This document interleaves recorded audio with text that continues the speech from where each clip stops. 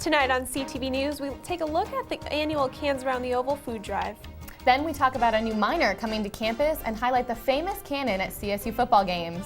All this and more on CTV News starting now. Good evening, CSU and Fort Collins. Thanks for tuning in to CTV News. I'm Bryn Carmen. And I'm Alexandria Clow. The 30th annual Cans Around the Oval took place yesterday. It was a cold and cloudy fall day, but that didn't stop people from coming out to donate canned food to the food bank of Larimer County. Over the last 30 years, CSU has provided about 2.3 million meals for people. This event has a huge impact on the people of Larimer County. It is also a great way for students, faculty, and staff to get involved. Tony Frank gave his thoughts on Cans Around the Oval. In the history of our society and in a place where most of us have the luxury of not worrying about food. But that's not true for everybody. There are people in our own community for short periods, for long periods, for all variety of reasons who struggle with food insecurity. And the Food Bank of Larimer County is on the forefront of helping to fight that, helping to deal with that issue. The staff at the food bank are fantastic. I had the privilege of serving on their board for many years. They're one of my favorite charities, and to everybody who's considering giving to the food bank, what I would tell you is they will make the absolute most of your money. They'll get it to the right place, and they'll make a difference for the right people. And in the end of the day, that's why we're all here, right, is to make a difference. Lopez Elementary School came out to the CSU Oval to help line the oval with cans. This was fun for students to come out with their friends, but also taught them the importance of this event. To for people that are fighting for hunger. Countless volunteers came out to help load trucks, pack boxes with food, and collect food from the community. I was here at like 8 in the morning just setting up all these boxes and helping everything out, and now I'm back for round 2 and we're going to be collecting cans and just having a good time. All the donations are going to benefit the food bank for Larimer County as they provide meals and food for Fort Collins community members. Cans Around the Oval was a success, and it is set to take place again next year. If you did not have a chance to make it out there yesterday and want to donate, you can visit www.foodbanklarimer.org. A new American Sign Language minor is in the process of being developed at CSU. Currently, the Department of Language, Literatures, and Cultures offers 4 courses in ASL. However, students are unable to receive minor or major in the subject. The idea came from 2 local students who wrote a feasibility report on adding an ALS minor at CSU. These 2 students found that there was a lot of student interest in the option. Due to this increasing student interest, the department is adding 2 new ASL classes in the fall of 2017 and will continue to develop the program into a minor. The minor will not be available until a couple of years down the road. However, until then, students interested in learning ASL are able to take the current courses and join the Colorado State Sign Club. This Wednesday evening, the Associated Students of Colorado State University hosted an issue-based debate between conservative and progressive CSU students. The debate took place in the North Ballroom of the Laurie Student Center at 4 in the afternoon and was live streamed on the ASCSU Facebook page. Each side had 2 representatives. Tyler Surrey and PJ Seal served as the progressive voice, which Joel Crank and Juan Caro represented the conservatives. Prior to the debate, the 4 participants were given a list of questions by the debate moderators and ASCSU directors, Josh Williams and Pranaya Saith. The debate revolved around popular political topics in America, such as national security, education, healthcare, the economy, and more. A new design center is coming to CSU thanks to the co-founders of OtterBox and Blue Ocean Enterprises, Kurt and Nancy Richardson. Kurt and his wife Nancy, who is a CSU alumna, have donated $8.1 million to build the Richardson Design Center. The new building will include labs and workspaces that are available to all CSU students and faculty. These amenities will provide the CSU community the opportunity to use their creativity, learn, design, and collaborate with others. The Richardson Design Center will be built east of the new on-campus stadium on Lake Street and is predicted to open in January of 2019. The new Richardson Design Center isn't the only construction project to start next to the new stadium. This Saturday, October 15th, construction will begin on the new practice football fields and agricultural heritage garden. The fields and gardens will be built west of the on-campus stadium on part of the existing parking lot number 240. and the old perennial gardens. The practice area will consist of 1.5 football fields made out of synthetic turf. The new garden will include the existing arboretum that has a collection of 35-year-old trees as well as some new extensions. These gardens will serve as the gateway to the stadium. The funds to build the fields and garden will come from the stadium budget and are predicted to be done by the time the new stadium opens in the fall of 2017. In 1918, one of Colorado State University's greatest traditions was created. It just didn't know it at the time. Fast forward 32 years and the classic CSU Canon was given to the school and quickly became a significant part of the university's culture and something that is still going strong to this day.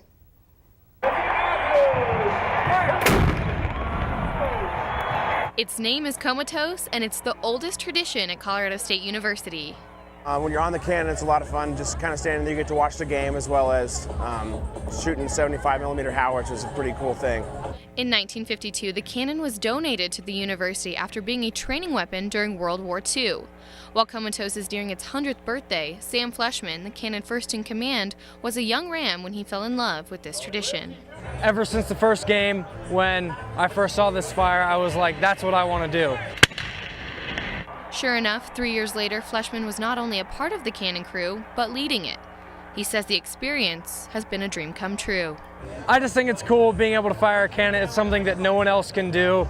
And being up here next to all the fans, you really become the face of ROTC, and you get to meet all these different people. It's just a fun overall experience. An experience and ritual that comes with a price. Fleshman says each round costs $35, which can add up depending on how many times CSU scores, leading Comatose to fire. He says the Army covers most of the rounds, and the university covers the rest. They're not cheap, but the university is willing to pay for it, and we thank them for that because it allows us to keep this tradition going, and the fans love it. Fleshman isn't the only one who makes this iconic tradition happen. He has a second in command, a cannoneer, and a team of usually 7 cadets that rotate between security, preparing and cleaning the cannon, as well as what he thinks is the most important part of being on the Canon crew, interacting with the fans, alumni, and veterans. You get to meet a lot of people when you're standing on security and just get to talk to a lot of cool people, typically a lot of veterans, which is really awesome. Good to see people and how they support the military. Ray Kepler has dreams of joining the armed forces one day, but for now, this young fan is fascinated by learning everything he can about the CSU ROTC and grateful for those who serve in the U.S. military. Thank you those who now serve my country. Fans like Kepler are hard to come by, and that is why the Canon crew appreciate him and all the other Ram fans that honor the CSU ROTC and Comatose's legacy.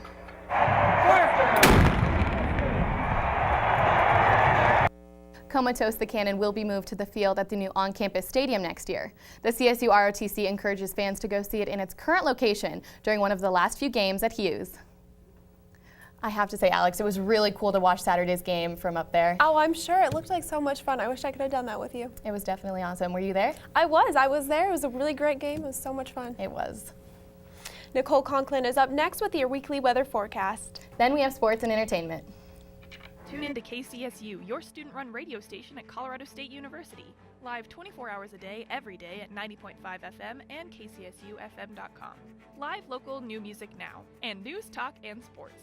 KCSU, the radio voice of Colorado State, on the air since 1964. You're watching CTV, produced by Colorado State University students, bringing you news, weather, sports, and entertainment from campus and beyond. CTV live Monday through Thursday at 7 p.m. on campus and Fort Collins on Channel 11. Repeats at midnight, 8 a.m., noon, and 2 p.m. The Rocky Mountain Collegian is your student-run news and information platform. Pick up your paper on campus or around Fort Collins Monday through Thursday with special editions Fridays. And check out collegian.com anytime for all the latest updates. News, sports, entertainment, opinion, and more. The Rocky Mountain Collegian, serving Colorado State since 1891. College Avenue has been your student magazine for the last 10 years. College Avenue prints once a month covering topics that are relevant to the CSU and Fort Collins community. We also print special editions like the graduation guides at the end of each semester, the best of CSU each fall, and the orientation guide each summer.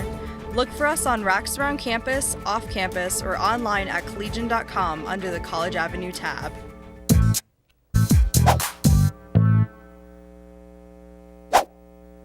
Good Good evening. I'm Nicole Conklin, your weather anchor for this lovely Thursday evening. Currently in Fort Collins, it's about 63 degrees. Pretty nice out. It's going to get a bit cooler as the night continues.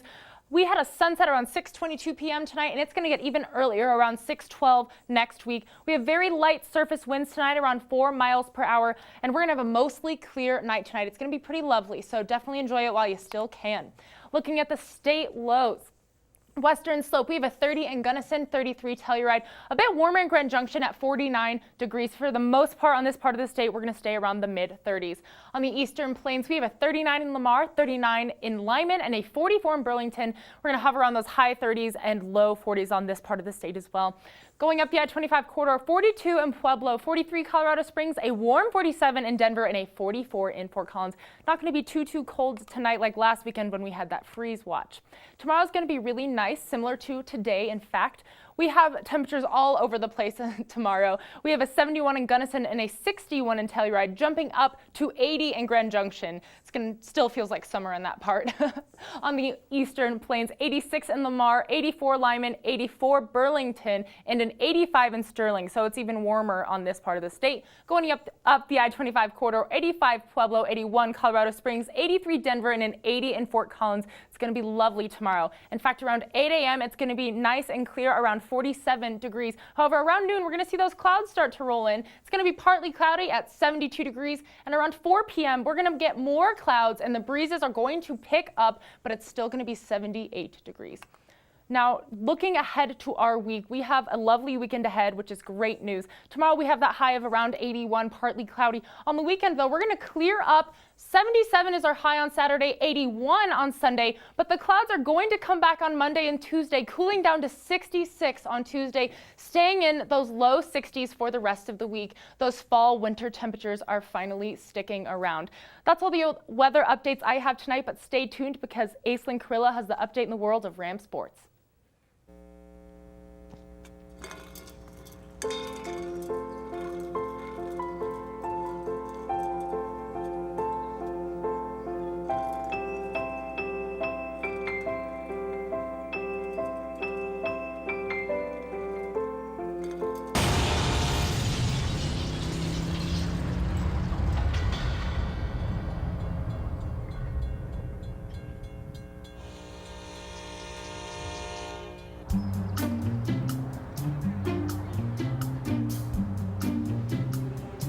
Don't worry, 74 people were picked before me in the NFL draft. To fight childhood obesity, United Way and the NFL are helping kids play at least 60 minutes a day. Okay, time for the team obstacle course. Yay! What this place needs is more healthy kids. To get involved or donate, go to unitedway.org/play60. Now I get it.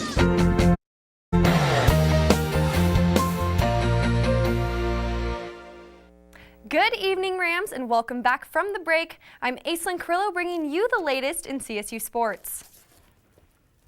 The Colorado State football team is now 1-1 in conference play. This should give the Rams a boost of confidence heading into this weekend's away matchup with the Boise State Broncos. Boise remains undefeated in its games with CSU since 2011 when it joined the Mountain West Conference. However, if the Rams play aggressive like they did last weekend against Utah State, CSU may be able to put up a fight with the Broncos. Last year, it was a pretty rough game for CSU as the Broncos defeated the Rams 41-10. Here we can see that Boise nearly doubled CSU statistically in terms of yardage throughout the game. Due to freshman quarterback Colin Hill's ACL tear, Nick Stevens has been named starting quarterback for the remainder of the season. Taking a look at last year's offensive stats, we can see that CSU did not play to its fullest against the Broncos defense. As for Boise's offense, quarterback Brett Ripon and running back Jeremy McNichols will both be returning to the field this weekend, and the Rams can hope CSU's defense performs well enough to hold the Broncos back. CSU's leading rusher and receiver from this game are both graduated. However, with how CSU's offense played last weekend, Dalen Dawkins, Izzy Matthews, and Michael Gallup are sure to contribute to the scoreboard this weekend. As of right now, the CSU volleyball team is the lone team in the Mountain West that can still claim itself undefeated. However, CSU does have a busy weekend ahead as it just started its match with Nevada at Moby Arena, and Saturday it will host San Diego State at 1. As for CSU's history with the upcoming opponents, the team has quite a successful past with both Nevada and SDSU. They remain undefeated in all of its matches against Nevada since the Wolfpack joined the Mountain West in 2012, with most of these W's being sweeps. The Rams also have a pretty stable background in its matches with SDSU, winning 6 of its last 8 contests. With the solid week of practices and the history CSU has with Nevada and SDSU, the Rams can hope to come out on top and improve their record to 7-0 in conference play. And fun fact for the night, if the Rams were to win tonight's match with Nevada, this would mark Coach Tom Hilbert's 500th career win with CSU. Super excited. I think we prepared super well. Nevada and San Diego State are both great teams, so we definitely have to play well. And I think we had a great practice all week, so we're excited. In just under a month, the CSU men's basketball team will kick off its 2016-2017 season. A new season means a new jersey in the world of CSU athletics. Just 2 days ago, this year's Under Armour basketball jerseys were unveiled. However, the CSU men's basketball team had a chance to try on these exclusive designs earlier this week. All of these uniforms will be showcased in November. Well, that is all of the latest in the world of CSU athletics. Iannacone is up next with entertainment. Morning, Gary. We are GetSchooled.com. You want a college education, don't you? You know you do. That's why we're here. We're free and here to guide you through every step of the way, starting with attendance. Gary, financial aid forms.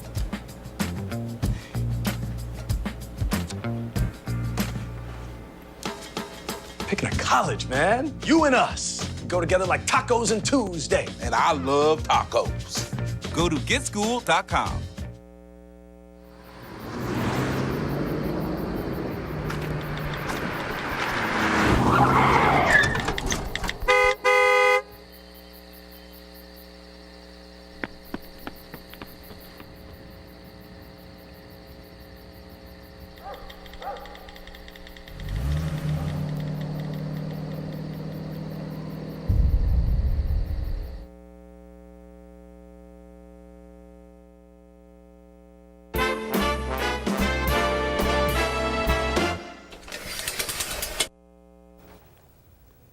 Welcome back to CTV. I'm your entertainment anchor, Emma Iannacone.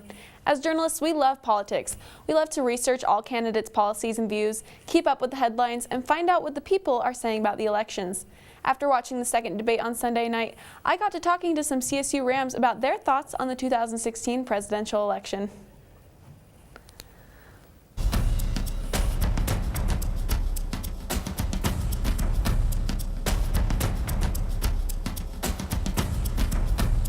The 2016 presidential election has been blowing up in the news lately. So with that in mind, I took to the CSU campus to talk to students about what they thought about the election. Can you give me a couple words to describe this presidential election?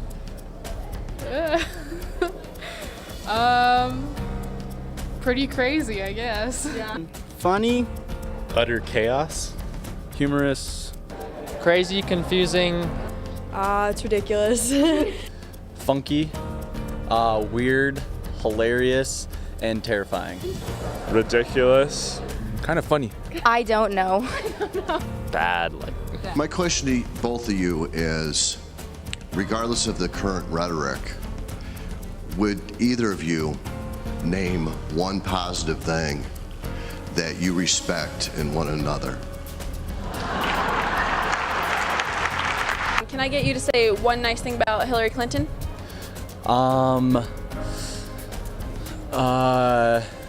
Experienced. Hillary is defiant, I guess, even all her allegations. Both of them, anyway. So I have to give her that. Hillary Clinton's a great businesswoman. Can I get you to say one nice thing about Donald Trump? He's orange. Does that count? I mean, he's a decent businessman, I guess. Yeah.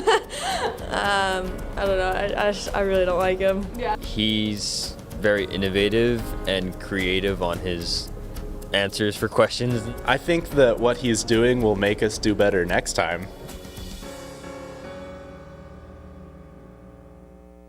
I heard a lot of good answers from my family, but the most important thing I learned was to know who you are voting for and get out there and cast your ballot come November 8th. Blurring the lines of gender roles has been addressed in the media and pop culture a lot recently. Earlier this week, CoverGirl announced its newest model and spokesperson, James Charles, a 17-year-old male beauty guru, or CoverGirl, if you will. James began experimenting with makeup a year ago, and he's already better at it than I am, and I've been doing makeup since 4th grade. He has 441,000 Instagram followers. I have 247. So if you guys could help a sister out and maybe I could be on his level. Anyways, James posted on his Instagram, quote, "I truly hope that this shows that anyone and everyone can wear makeup and you can do anything if you work hard." That is truly inspiring, James, and I can tell you I'm looking forward to seeing your beautiful face more often. Got it. CTV is your one and only place to get breaking news, so if you've been following us at all lately, you know that it is officially autumn. And with autumn comes pumpkins, and with pumpkins comes father-son rivalries. Or at least it did for this Rhode Island family that enjoys growing really, really, really large pumpkins. The son set the record for North America's biggest pumpkin last year, and his dad beat it this year by 31 pounds. This year's record setter weighed 2,261.5 pounds. That's literally a ton. Apparently, growing giant pumpkins is a tradition for the family because the father was the first person to break the 1-ton barrier back in 2012. I can only imagine what Thanksgiving must be at that table. If you've been wanting a little mystery in your life, look no further, Rams. This weekend, The Adventures of Sherlock Holmes will be performed at the Lincoln Center Magnolia Theatre. Watch the detective and Dr. Watson solve mysteries all across the streets of London. It's sure to be a good time and will get you in the perfect mood for a spooky Halloween. Tickets are only $8 and can be purchased at lctix.com. In honor of my favorite television show, 30 Rock, I'd like to give a special happy 10-year anniversary shout out before we go. The show was created by my idol, Tina Fey, back in 2006 and ran until 2013. Now you can watch every episode on Netflix, like I will be doing as soon as I get home. Liz Lemon's signature eye roll is one that I can only aspire to live up to every day.